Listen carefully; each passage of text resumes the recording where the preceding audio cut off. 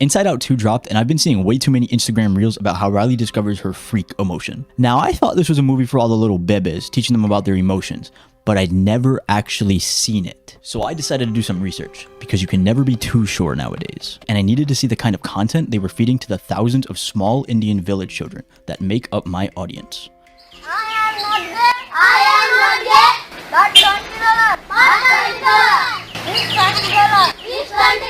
The movie starts with Timu Tinkerbell and her team of Teletubbies in the control room of an autistic girl's brain.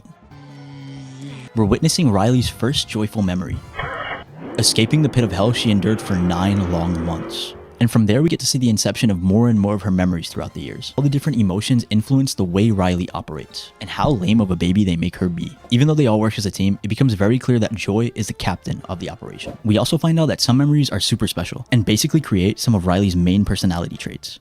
All of which have ended up making her a pretty decent person, especially considering how Brainrot, Ratchet, and Sigma, the new generation of babies, has become. Spoilers for later.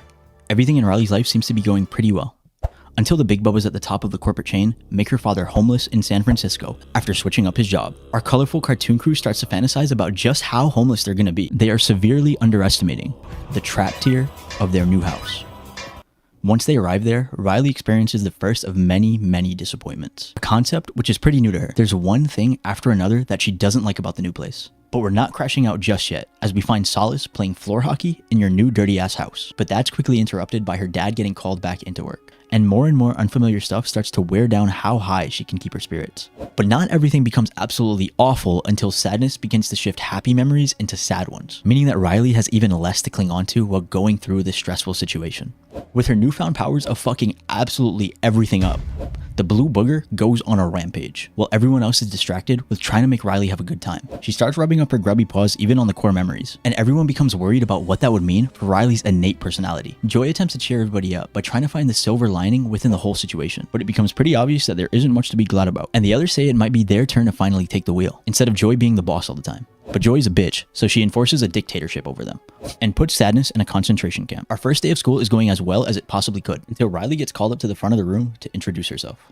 Booger changes the memory that Riley's talking about, and makes her so sad that she cries in front of everyone. That shit was so traumatic that it made the first of a new kind of memory.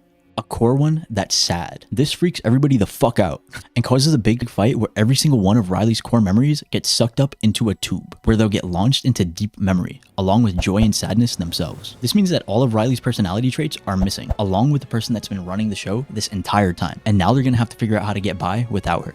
We fall into this big ass pile of Riley's other memories, basically the place that makes up the whole rest of her mind, besides the control room. They realize just how bad the situation can get without them, and jump to trying to get back and fix things immediately. But they've got a long way to go, and Riley's gonna be pretty blank for a while. The other emotions have to take charge for a bit, and they try acting as joyful as they can, but when you're a green piece of snot, that's pretty hard. And Riley starts acting not like her usual joyful self pretty soon. This causes more and more problems as the untrained other emotions try and handle the responses. But they're so not used to being the ones directing things that they end up blowing the situation way up, with how abrasive and inappropriate some of her reactions come off. She gets grounded because of her outburst. And when her dad tries to apologize, he tries playing into one of her key personality traits, acting like a monkey.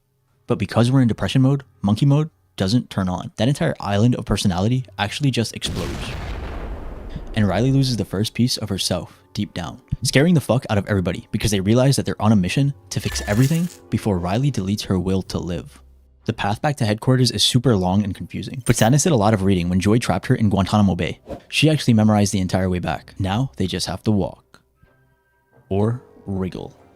Joy finds the booger by following her path of sadness that she created because she couldn't keep her little grubby hands to herself. At some point during the journey, Tinkerbob ends up running into this obese purple elephant, Bing Boing, who's Riley's old imaginary friend from when she was way younger. He's been wandering around homeless since she was like 3, so he actually knows his way around, and he knows a shortcut. They can take the train of thought as a one-way ticket back up there, but first they've got to walk through the squishy zone. Bing Bong swears it's safe, but his big ass was conceived when Riley had the brain of a toddler, so he can't read, and he gets them stuck in the middle of a metaphysical death trap. Meanwhile, back in the less schizophrenic world, Riley has become the weird kid, donning the all-black hoodie with school shooter ones. After barely making it out, they end up regaining their little obesity-headed booger forms, but they ended up missing the train, and they'll have to head to the next station if they want to try and catch it again. But it's another one of Bing Boing's shortcuts, and this time they're cutting through Imagination Land, where they run into Bing Bong's imagination wagon and Riley's imaginary boyfriend, both of which will be key parts of what happens later. Riley's not doing very well with any of the stuff that used to be her favorite. And after fucking up and falling on her face in the middle of a hockey game, she has yet another meltdown that causes her to lose another personality island. And it seems like they're running out of time. Every part of Riley's subconscious is getting demolished, and she's forgetting who she is. And the construction crews in her brain are tearing down and dumping everything, including Bing Bong's whip. After losing his ride, he gets extremely depressed over the fact that he's high-key being forgotten. But this time, everyone, including Joy, realizes that there is no positive in the situation. And she's not able to cheer things up for once by making funny faces and pretending that nothing is wrong. And Sadness actually consoles him by letting him cry it out, which gets him feeling okay enough to get moving again. It's here where they reminisce about memories that we realize that sadness might actually be good for something, and maybe shouldn't be segregated. They end up finding the train right on time, and it seems like everything is on the way to getting resolved. But that's right before this red retard hatches a plan to abandon everything. He's convinced that just by returning home, Riley can just create more core memories to replace the old ones, because that's where it happened the first time, and that definitely means that it'll happen again. It seems like he's completely forgotten the concept of being homeless and eating, because he doesn't take that into consideration at all. Back in Brain World, the train stops running because Riley went to sleep, and these three impatient asses decide to go stage a beheading on stage so that she wakes up, and it goes exactly as planned, until they get imprisoned with the Diddler. In order to rescue Bing Bong and scare Riley so bad that she does actually wake up, they wake up the imprisoned clown whose criminal record is unknown, and lead him right in front of the camera that's being broadcasted into Riley's sleepy brain. It's up and we get moving again, but that also means that she has time to sit with her demons.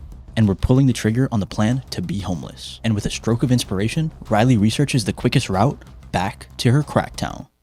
Joy and Sadness actually start getting along. Once it becomes obvious that Sadness isn't a terrorist who's trying to dismantle the establishment. She's just annoying, but she still might deserve a seat at the table. Riley gets ready to commit the biggest sin of her entire life, stealing $25. And with that, she's officially become a complete degenerate. The last bit of anything good is gone, and we're fully demonic. And with no structure left to hold onto, the train ends up breaking down on its way to headquarters. Now we're in a race against time between Anger's retarded plan and remembering that we have a stable home life. And things aren't looking too good after Joy falls into the pits of hell because she didn't want to share a seat with the booger, out of fear of cooties and the fear that she'd turn every positive life experience into trauma with her mere presence. This is the part where we realize that Joy is a major bitch because she thinks that she's the most important and that Riley won't be well off without her, even if that means leaving her friend behind forever. Bing Bong's a real one, so he follows her down into the Shadow Realm, and Riley leaves home, walking through the dirty streets of a lonely San Francisco. While she's wallowing down there, Joy picks up an old memory. But this time she looks through the whole thing. She realizes that all these happy moments she thought she was responsible for were only possible because they're way more complex. And you have to be down sometimes to know what it feels like to be up. Now that she sees it's not okay to exile one of the primary emotions, she gets that she was treating sadness way too much like a germ that shouldn't be allowed near anything. She's always been involved, even if they didn't realize it. They find the only possible way out. Bing Bong's pimp machine, and they try singing their hearts out to let it go high enough to let them escape, and they fail over and over and over until OG realizes what has to be done, and he sacrifices his chunky self so that society can prosper. Honestly, one of the realest moments I've ever seen in a movie ever. I almost cried at this shit, and Riley's about to get on her one-way bus to teenage pregnancy.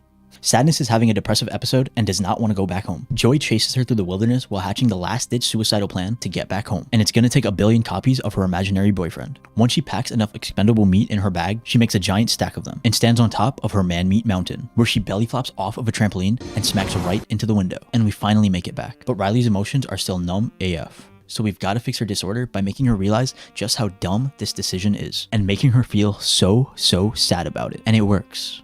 And dumb little girl gets to go back home. Joy stops being a narc and lets Sadness touch the core memories. And even though they turn blue, when she puts them back, they turn Riley back to who she was. She just misses the stuff that she used to have, and she isn't lying to herself over the fact that she doesn't have it anymore. They make something new, and realize that even a sad memory can be a good one. And maybe there is room for more than just one emotion. From now on, everything gets more entwined, and Joy isn't hugging the spotlight nearly as much, leading Riley's whole world to expand. And I think that this movie got something so right that a lot of people nowadays might learn a real lesson from. Are you ready to overanalyze the fuck out of a baby movie?